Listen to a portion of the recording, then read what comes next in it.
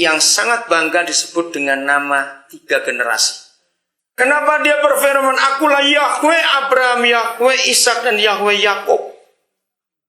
Karena dia adalah Tuhan atas generasi. Nah, dalam tradisi Yahudi, nama itu bisa diganti.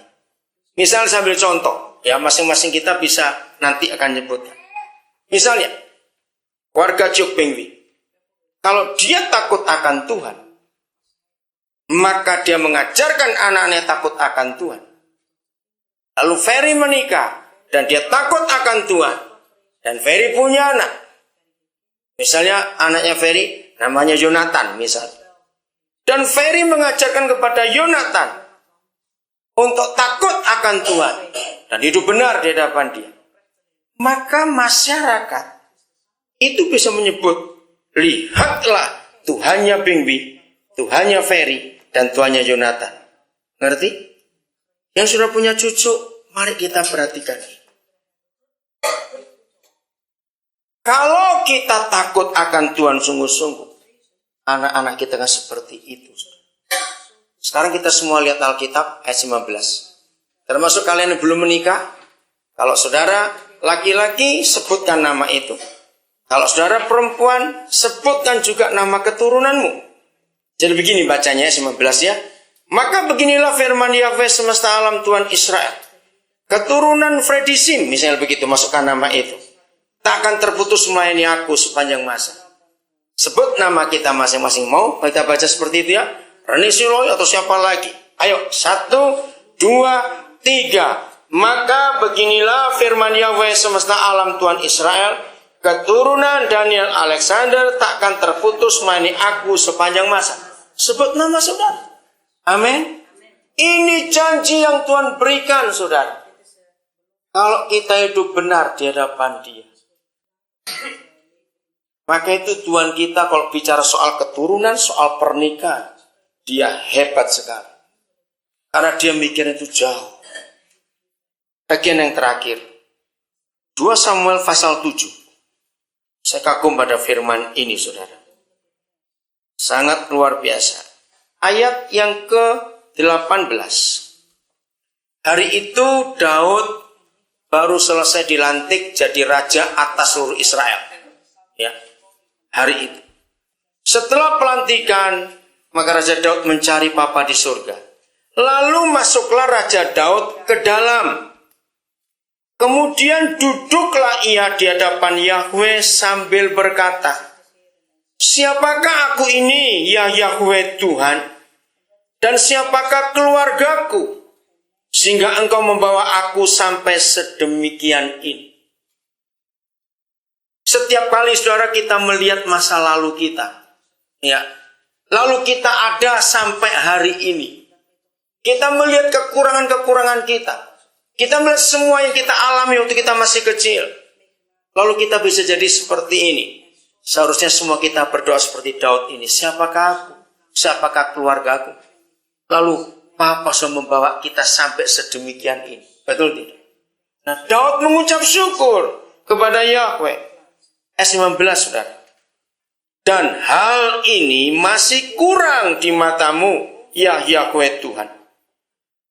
Jangan diartikan, wah Daud ini kurang ajar betul. Rakusnya luar biasa. Dari anak gembala yang tertolak, yang dibuang, diangkat jadi raja. Sekarang bilang masih kurang. Ternyata bukan untuk Daud yang kurang itu. Ini yang penting. Dan hal ini masih kurang di matamu ya Yahweh Tuhan. Sebab itu engkau telah berfirman juga tentang keluarga hambamu ini. Stop dulu. Anak-anak perempuan, besok kalau engkau menikah, carilah suami yang tahu firman Tuhan. Suami-suami, hal yang paling penting buat kita, bukan berapa banyak kekayaan kita akan wariskan pada anak-anak kita nanti. Bukan. Hal yang paling penting buat kita, apa firman Tuhan untuk kita dan keluarga kita. Katakan amin. Apabila suami belum tahu apa firman Yahweh kepada keluarganya, biarlah hari ini para suami mencari apa firman-Mu untuk aku dan keluargaku. Sebab pada saat itu, ketika Daud menghadap Tuhan, saya ulangi lagi 19 ini. Dan hal ini masih kurang di matamu ya Yahweh Tuhan. Sebab itu engkau telah berfirman juga tentang keluarga hambamu ini dalam masa yang masih jauh, dan telah memperlihatkan kepadaku serentetan manusia yang akan datang ya Yahweh Tuhan. Saya kagum, tahun 70-an saya dapat firman ini. Dalam masa yang masih jauh, engkau telah memperlihatkan kepadaku keturunannya dia, saudara. Serentetan manusia. Ada kalimat itu bahasa Belanda? Enggak ada, pakai kata apa bahasa Belanda? Pada toekomst, ver, jadi masih jauh, masa yang datang. Tidak ada bicara keturunan. Ada terjemahan lain ada bahasa Belanda pakai kata itu. Serentetan tidak bahasa Belanda? Ada yang lain? Coba lihat ya, Statan Vertaling. Sayang sekali kalau nggak ada kata itu, saudara. Karena itu yang penting sekali. Oh, ada di sini. Mana? Maar hij heeft ook over het huis Bisknechts gesproken tot van verheen en dit naar de wet der mensen hier. Saudara, gak cuma yang sekarang, tapi kita melihat yang masih jauh pun ada orang-orang yang akan kita lahirkan. Berarti Daud sudah melihat Yesus saat itu, ya atau tidak? Karena Yesus adalah salah satu keturunan. Orang tua, berbahagialah kita sekalipun anak kita belum menikah dan kita belum punya cucu misalnya. Tapi kalau kita takut akan Tuhan, maka Papa akan memperlihatkan serentetan manusia itu kepada kita. Sampai cucu, cicit, anaknya cicit, cucunya cicit, bisa terus sampai jauh ke sana. Papa akan menunjukkan kepada kita, wah, itu luar biasa. Nah, di sini kita melihat, saudara, bahwa Papa di surga soal generasi itu nggak main-main. Bagi kalian anak-anak muda yang belum menikah, percayalah Papa di surga bisa berfirman kepada kalian. Nanti anakmu berapa, cucumu berapa, itu akan tahu nanti itu. Ya, siapkan diri baik-baik. Beritahukan pada anak-anak kita semua akan firman ini, saudara. Bahwa Tuhan kita itu luar biasa. Bisa bayangkan kalau Daud dapat firman seperti itu. Kita bangga sebagai orang tua, bukan? Kalau kita tahu anak cucu kita, keturunan kita sehebat itu. Itu jangan pernah putus asa dalam pergumulan kita untuk keluarga kita, untuk anak-anak kita. Dan bagikan ini juga pada teman-teman kita yang lain. Ayat terakhir. Saudara, ayat ini saya dapat tahun 97 yang lalu. Saya kaget sekali.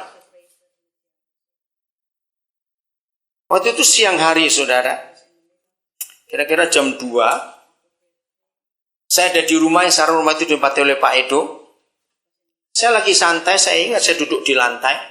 Panas. Ya, saya sandaran di dinding, lalu kaki saya selonjor begitu.